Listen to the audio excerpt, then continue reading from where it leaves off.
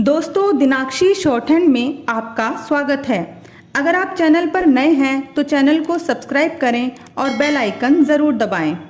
आज की साहित्य डिक्टेशन का यह 24वां दिन है।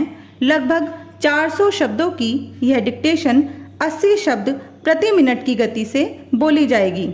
अगर आपको इस डिक्टेशन की एडवांस आउटलाइंस और वाक्यांश की आवश्यकता है तो आप हमारा पेड बैच ज्वाइन कर सकते हैं। हमारे पेड बैच को ज्वाइन करने के लिए आप डिस्क्रिप्शन बॉक्स में दिए गए मोबाइल नंबर पर व्हाट्सएप कर सकते हैं। तो चलिए डिक्टेशन को स्टार्ट करते हैं। डिक्टेशन 5 सेकंड बाद स्टार्ट होगी। Ready, start.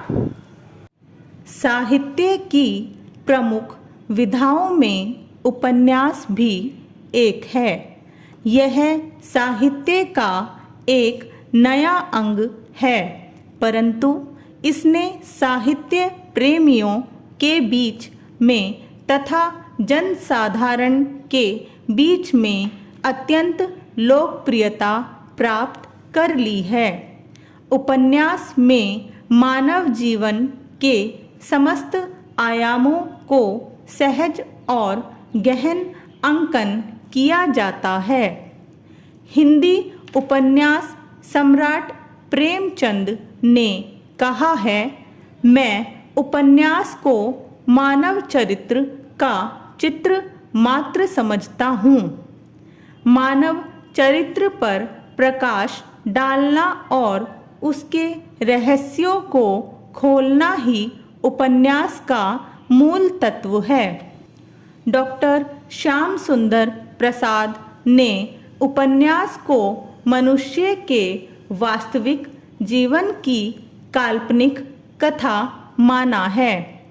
यदि ध्यान से देखा जाए तो उपन्यास इतिहास, जीवनी व कविता के बीच एक वस्तु है जिसमें कथा होती है। मानव जीवन की घटनाएं होती हैं, उनमें कल्पना, यथार्थ आदि का समावेश होता है। इन सभी घटनाओं, जीवन के विविध पहलुओं, कल्पना आदि को सशक्त ढंग से कहने अथवा लिखने के लिए उतनी ही सशक्त भाषा व शैली की आवश्यकता है। इस प्रकार हम यह देखते हैं कि उपन्यास में कथा, युगीन घटनाओं, पात्रों, भाषा आदि का समावेश होता है तथा इनके उचित सम्मिश्रण में उपन्यास आकार ग्रहण करता है। चूँकि प्रत्येक कार्य करने का एक उद्देश्य होता है, अतः उपन्यास भी किसी उद्देश्य को ध्यान में रखकर ही लिखा जाता है। किसी भी अच्छे उपन्यास के कथानक में 3 गुण होने आवश्यक हैं। उपन्यास में वर्णित घटनाएं, कथा वस्तु आदि उपन्यासकार की अपनी कल्पना की उपज होनी चाहिए।